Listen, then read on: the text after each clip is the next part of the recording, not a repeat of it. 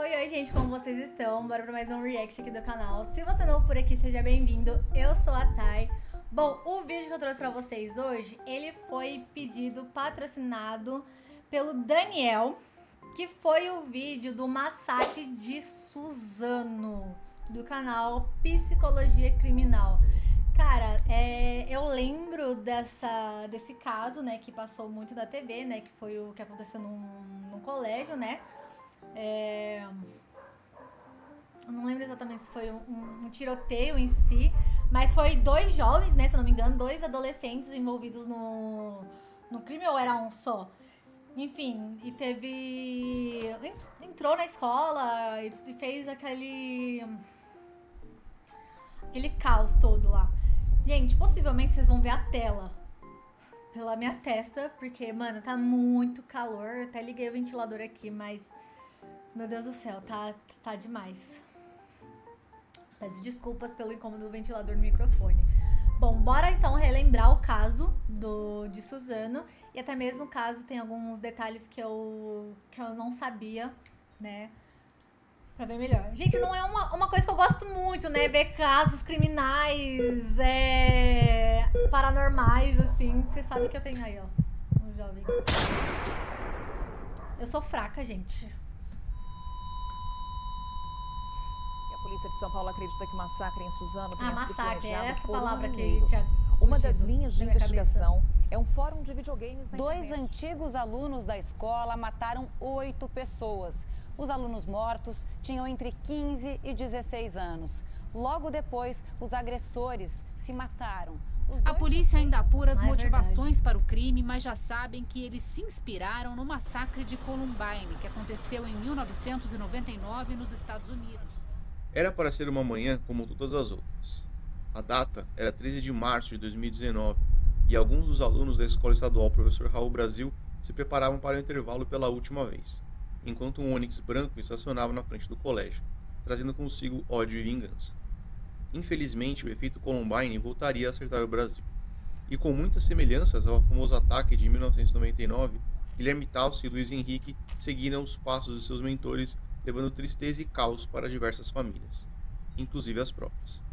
Tudo mediante a planejamento, armas ilegais e bastante sangue frio. Pegue um café, deixa o like e se inscreve no canal. Esse é o caso do massacre de Suzano. Deixa o like e se inscreve no canal. Esse é o caso do massacre de Suzano. Este vídeo tem como único objetivo tornar-se um documentário e não deve ser utilizado como um conselho legal em nenhum caso, em nenhuma jurisdição. Este vídeo não tem o objetivo de glorificar nenhum tipo de crime ou criminoso de alguma forma. Os autores repudiam qualquer tipo de violência ou ato criminoso de qualquer natureza. Este vídeo pode conter material possivelmente perturbador para algumas pessoas. Fica a critério da audiência se deve ou não prosseguir com o vídeo. Os autores não se responsabilizam por opiniões, considerações e comentários publicados por assinantes ou visitantes nos vídeos do canal. Essas serão inteiramente de responsabilidade de quem os publicar.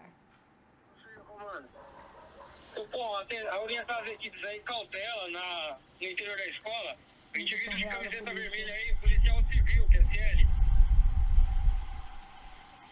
QSL, atenta as viaturas aí no QTH, o indivíduo aí de camiseta vermelha é um Papa Charlie. Ainda não chegou informação aí se o indivíduo foi detido ou não. Nós estamos aguardando a informação se o causador da crise aí já foi detido ou não. O QTH aí é Otávio Miguel da Silva, foi passado no QTH aí para a escola, que seria Otávio Miguel da Silva, 52. Viatura pelo QTH confirma esse endereço. Guilherme Talci Monteiro nasceu no dia 5 de julho de 2001, em São Paulo, Brasil. Sua mãe e seu pai nunca foram casados. Nascendo em uma família humilde, a mãe de Guilherme era dependente química, enquanto seu pai supostamente os teria abandonado. Sem emprego e passando grande parte do tempo na rua por conta da dependência, a mãe deixou o Guilherme para ser cuidado por seus avós maternos. A família morava no Jardim Imperador, em Suzano. Em uma casa bastante simples, Guilherme ocupava um quarto nos fundos da residência. Ele ainda dividia a casa com duas irmãs mais novas, uma com 7 e outra com 9 anos de idade. Mesmo que absolutamente nada justifique o que estava para acontecer, Guilherme teve uma vida bastante difícil. Sem a presença dos pais, o garoto cresceu isolado em seu quarto e muito sozinho. E como todos os jovens nessa situação, Guilherme foi abraçado pela internet e jogos online. O que também não justifica suas ações futuras, uma vez que milhões de jovens que compartilham de um estilo de vida parecido vivem vidas normais e nunca se tornaram criminosos. Guilherme era um jovem tímido, quieto e bastante reservado, com dificuldades de fazer amigos. O garoto reclamava bastante de sofrer bullying por sua mãe ser dependente química e pela grande quantidade de espinhas em seu rosto. Um suposto amigo próximo, entretanto, disse mais tarde que Guilherme não sofria bullying na escola, mas que na verdade era ele mesmo quem praticava esse ato. Fosse como fosse, Guilherme passava seus dias isolado e completamente excluído, tanto no convívio da escola como em casa. Existia apenas uma pessoa com quem o jovem conversava, um amigo de infância que compartilhava da mesma rua e dos mesmos pensamentos terríveis. Luiz Henrique de Castro nasceu no dia 16 de março de 1993, também em São Paulo, Brasil. Luiz era filho mais novo de 3 irmãos e tido como o mais querido da família. Seu pai trabalhava com paisagismo, ensinando o menino no mesmo caminho. Ao contrário de Guilherme, a família de Luiz parecia bem estruturada e nada indica que o jovem tenha passado por uma infância difícil em casa. Em seu pouco tempo de trabalho com o pai, ele recusou o dinheiro do filho, permitindo que Luiz o guardasse ou gastasse como quisesse. Infelizmente, parte desse dinheiro não seria gasto com comida, brinquedos ou roupas. Luiz era um menino muito quieto e reservado. Dizia ao pai que seu sonho era ser policial e foi incentivado a cursar direito para tentar a vaga de delegado. Entretanto, algo mudaria em sua vida, destruindo o equilíbrio de sua bússola moral. Muito recluso, sua amizade com Guilherme era a única coisa capaz de tirar ambos de seus quartos. Passando muito tempo juntos, a dupla frequentava uma lan house e o shopping metrô Tatuapé, localizado na zona leste de São Paulo, sempre sozinhos. Para as famílias, eram jovens normais nutrindo uma amizade de infância. Porém, entre a dupla, pensamentos perigosos tomavam forma. Certa vez, dentro da lan house, um dos funcionários teria visto Guilherme ostentando um pingente com um símbolo que fazia menção ao nazismo, mas quando questionado, escondeu a corrente para dentro da camiseta. Aos 16 anos, Guilherme ainda estudava na escola estadual Professor Raul Brasil. Luiz era mais velho, estava em seus 24 anos e já havia passado também pela mesma escola, reprovando a 8ª série mais de uma vez. E apesar de não haver relatos de que Luiz sofresse com bullying, ele ainda sofria com o isolamento. O ódio que sentiam da escola reverberou em conversas secretas, longe do conhecimento de familiares.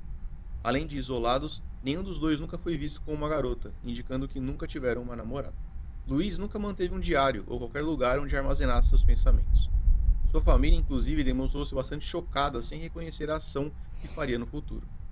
Guilherme mantinha seus pensamentos em um de seus cadernos, apontando como sua revolta tomava o espaço que deveria ser preenchido por aprendizado.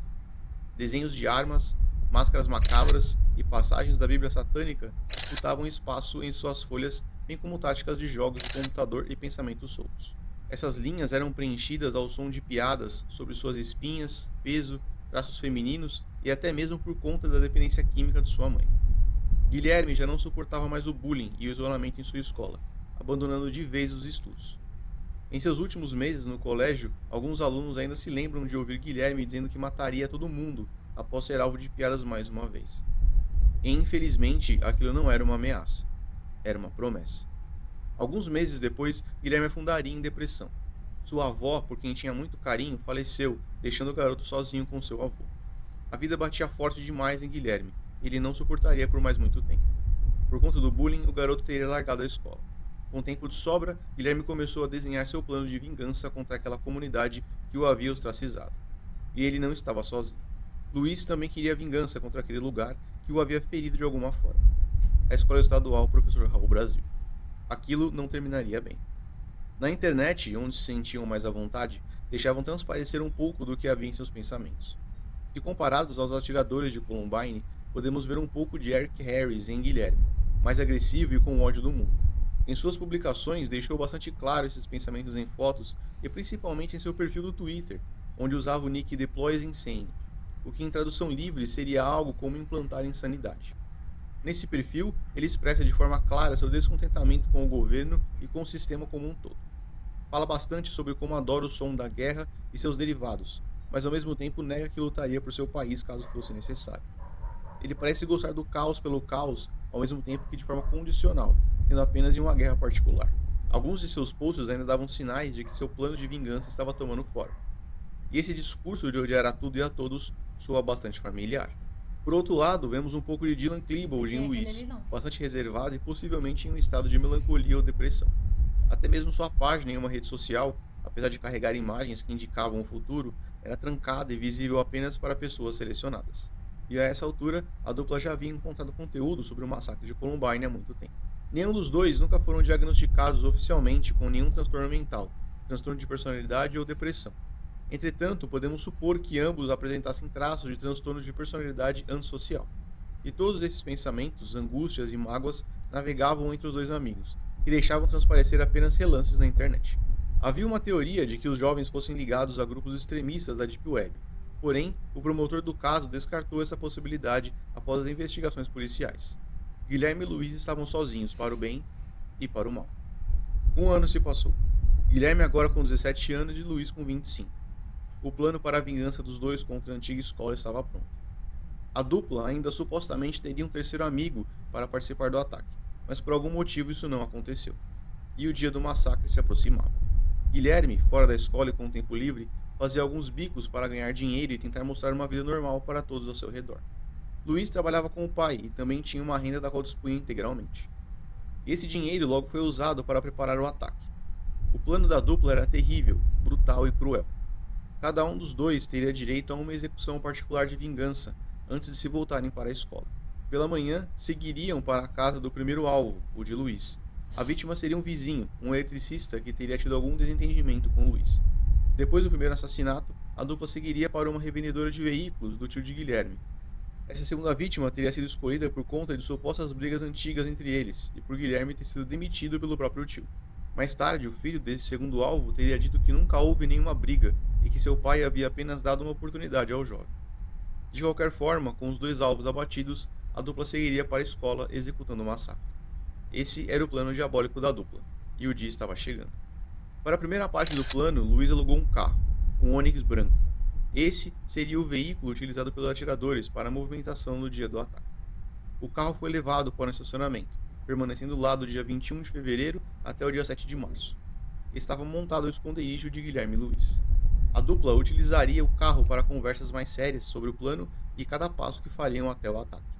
E para isso, precisariam de armas. Através de uma rede social, conseguiram alguns contatos que forneceram uma arma de fogo para a dupla, um revólver calibre 38. Além dele, os amigos compraram um arco e flecha, uma besta, diversas munições, simulacros de coquetel molotov, uma mala com diversos fios, uma machadinha e jet loaders, conhecido no Brasil como carregadores rápidos. Esse dispositivo basicamente permite que o revólver utilizado no ataque seja recarregado de forma ágil, sem que a munição precise ser inserida uma a uma. A escolha pelas armas demonstra o tamanho da crueldade que a dupla planejava para aquele dia. O revólver adquirido tinha a numeração raspada, indicando procedência duvidosa. A escolha por armas medievais pode ter mais de uma origem. Além da facilidade de consegui-las em comparação a armas de fogo, essas armas são as mesmas encontradas em jogos no qual a dupla passava parte do seu tempo. No caderno de Guilherme podemos ver algumas táticas de jogos anotadas, que parecem ser para um dos jogos da franquia Age of Empires, um jogo de estratégia em tempo real, que simula a criação e avanço de uma sociedade passando por diversas eras, em meio a guerras e dominação de territórios. E novamente vale lembrar que isso pode não ter impactado de forma alguma na escolha das armas, é apenas uma suposição. Afinal, apesar de deterem de força letal, o óbito por armas medievais pode ser bastante doloroso e muito difícil de assistir. Se o objetivo fosse a crueldade, esse também poderia ser um dos motivos pela escolha das armas. Apenas jogar um jogo online, como milhões de pessoas fazem todos os dias, não transforma você automaticamente em um criminoso. Sobre o coquetel molotov e a machadinha, é possível que tenham sido inspirados nas armas escolhidas para o massacre de Columbine. Agora, a mala com fios parece um pouco mais complexo. Há teorias de que os dois tinham outras intenções ainda mais perversas e usariam os fios para amarrar ou causar ferimentos em suas vítimas. Nossa. Entretanto, esse equipamento nunca foi utilizado e jamais saberemos para qual finalidade a dupla escolheu levá-los para o massacre. Finalizando o arsenal com coturnos, luvas táticas e roupas pretas, todo esse equipamento ficou armazenado dentro do carro alugado no estacionamento, longe de todos os familiares e pessoas próximas. Era como se todo o sigilo de Luiz estivesse envolvendo a fúria de Guilherme, até que ela fosse exposta toda de uma só vez no momento certo. E assim como a dupla, esses itens estavam longe de todos, isolados em um carro quase abandonado. Já com o equipamento, lhes faltava apenas experiência em manusear aquelas armas. A dupla então trocou a Lan House por estandes de tiro de airsoft e arco e flecha. E é perturbador saber que ao invés do alvo, os garotos imaginavam suas vítimas ali, paradas contra a parede. E as coisas apenas pioram quando você entende que eles conversavam sobre suas façanhas por mensagens. Isoladas, essas são mensagens comuns de amigos que compartilham de um mesmo hobby. Mas com todo o contexto que temos hoje do ataque, essas mensagens podem ser bastante perturbadoras. Guilherme e Luiz estavam treinados e equipados. O momento da vingança havia chegado. Era 13 de março de 2019 e o município de Suzano acordava para um dos dias mais tristes de sua história. Guilherme já estava em pé, ansioso em seu quarto. O garoto tirou algumas fotos, revelando o que estava para acontecer. Essas mesmas fotos foram postadas em suas redes sociais momentos antes de Guilherme deixar sua casa pela última vez. Na noite anterior, havia feito sua última refeição, arroz com feijão e hambúrguer, preparado pelo avô. Comprou também alguns doces para suas pequenas irmãs. Seu avô não entendeu na época, mas aquela era a despedida de Guilherme. Luiz acordou cedo, tomou café da manhã e se trocou, indo trabalhar com o pai. Chegando no local, começou a reclamar, dizendo que estava se sentindo mal. Seu pai teria permitido que Luiz voltasse para casa.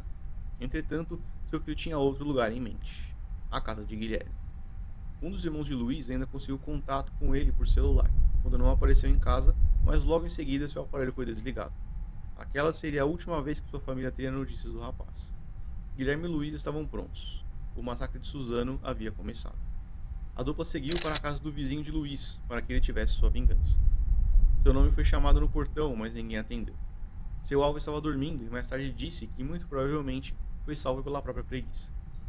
Luiz desistiu de esperar e a dupla entrou novamente no carro, indo ao encontro do alvo de Guilherme. Chegando na loja de automóveis usados, Guilherme descarregou sua fúria em forma de disparos, realizando a primeira vítima do massacre. Seu tio, Jorge Antônio de Moraes, de 51 anos, foi baleado na cabeça e no tórax, bem na frente de seus funcionários, sendo levado ao hospital em seguida. Infelizmente, o homem não resistiu aos ferimentos e faleceu horas depois. Às 9 horas e 30 minutos da manhã, com o cano da arma ainda quente, aquele Onix branco estacionou no destino final da dupla. A escola estadual Professor Raul Imagina até Brasil. ser estudante Com um com revólver escondido com e passando-se por um mochila ex-aluno e que pasta. desejava se matricular novamente, Guilherme teve acesso à escola. O horário escolhido pela dupla para o ataque era o intervalo, quando a maioria dos alunos estivesse reunida no pátio. Guilherme jogou a pasta que recarregava no chão e revelou seu revólver, dando início aos disparos. A primeira vítima foi Marilena Ferreira Vieira Mezu, de 59 anos, coordenadora pedagoga da escola. Alvejada múltiplas vezes, a mulher faleceu no local. Guilherme então voltou sua arma para Eliana Regina de Oliveira Xavier, de 38 anos, a inspetora da escola. Seus disparos levaram a mulher a óbito instantaneamente. Os alunos que estavam ali perto conseguiram correr para dentro da escola. Na pasta jogada por Guilherme estava seu caderno com pensamentos, desenhos e táticas de jogos.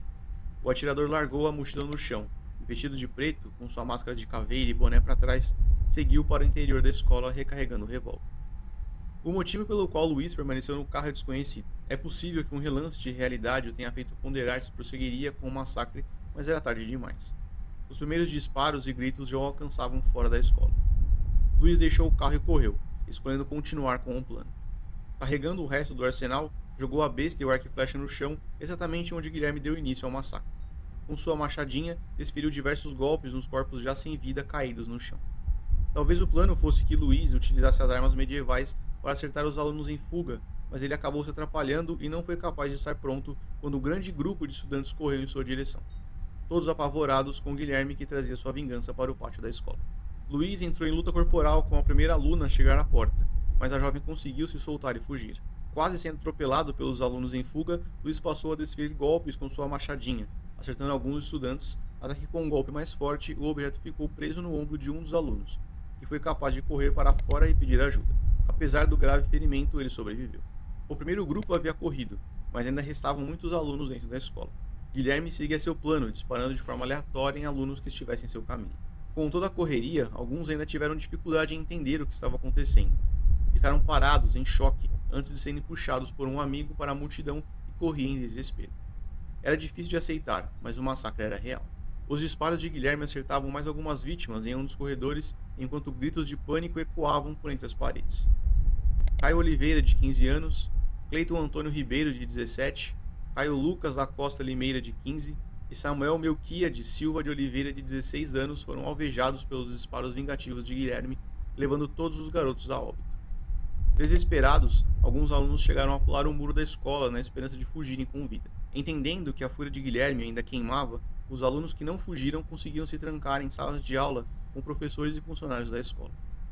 Alguns alunos feridos, impulsionados pela adrenalina e instinto de sobrevivência, conseguiram correr para fora do colégio, sendo levados ao hospital. Douglas Murilo Celestino, de 16 anos, havia conseguido fugir da escola, mas voltou para tentar salvar a namorada.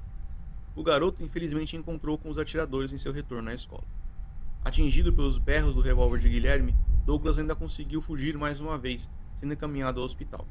Entretanto, os ferimentos eram graves demais e o rapaz não resistiu.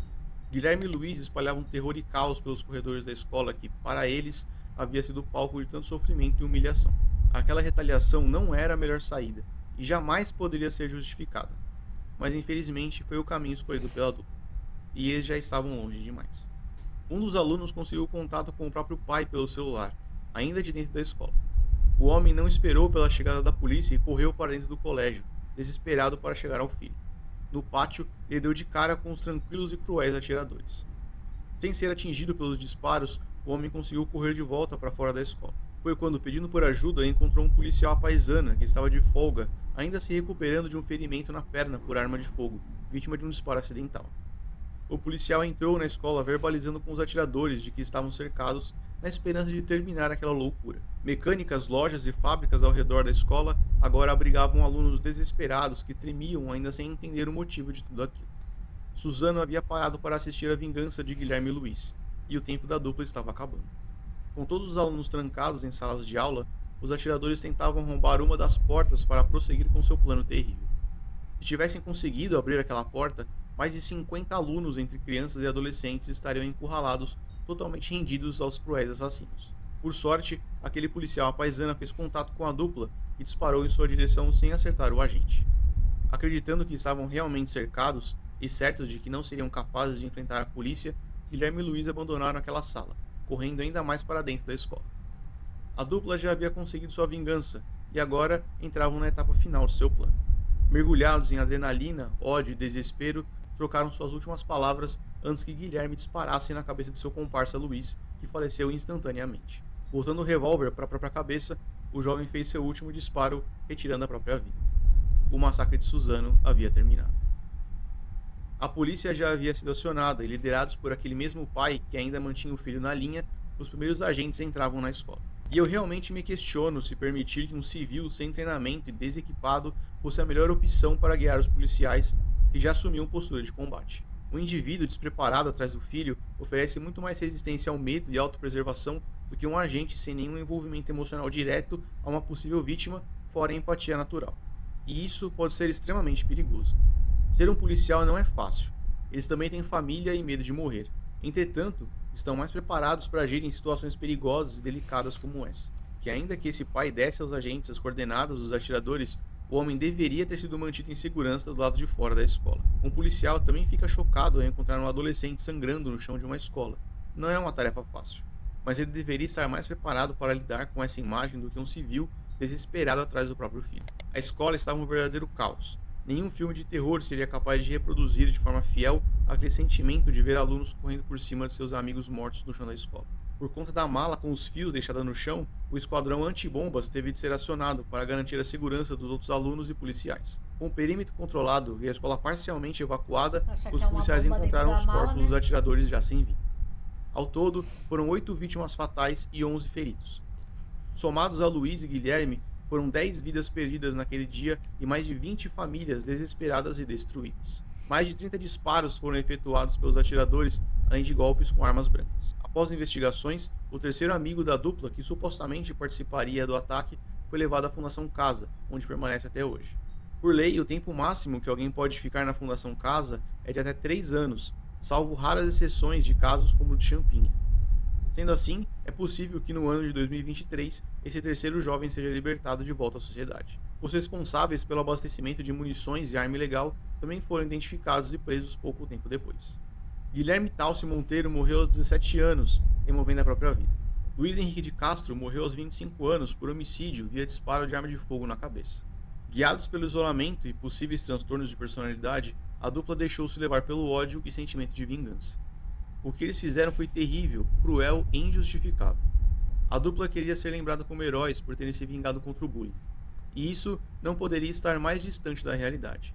Os verdadeiros heróis foram os professores, pais e policiais que tiveram de encarar com lágrimas nos olhos aqueles adolescentes que corriam em meio aos colegas mortos para fora da escola estadual Professor Raul Brasil.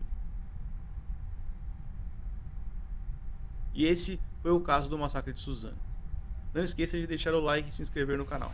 Se cuidem e até o próximo vídeo. Ai, gente. Ai, colecionador de olhos. Mano, caso triste, velho. Imagina você...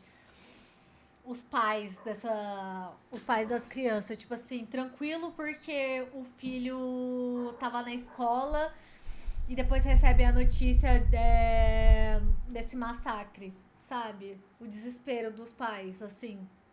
Nossa, gente. Imagina também o desespero de quem tava lá na escola, das crianças. Nossa. É um caso muito triste, velho. Me dá uma agonia de ver. Gente, eu sou muito fraca. Eu fico agoniada de ver essas coisas. Aí quando começa a mostrar a foto das vítimas, já fica tipo, mano. Sabe? Complicado, mano. Tipo assim, às vezes nem a escola tá sendo. Nem dentro da escola, tipo, as pessoas conseguem ficar seguras da maldade do mundo das outras pessoas. Como que alguém consegue ter coragem de fazer alguma coisa dessa? Sinceramente, gente. Ai, eu sou muito emotiva pra essas coisas.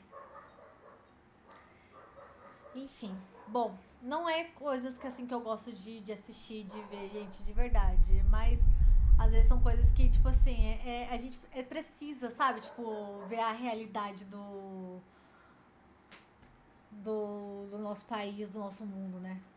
Enfim. Bom, esse foi o react de hoje, gente. Eu não sei se vocês gostam que eu reaja a esse tipo de vídeo, sinceramente, né? Mas se vocês gostaram, deixa aí o likezinho, tá bom? Vou deixar o link do vídeo original na descrição, como eu sempre faço.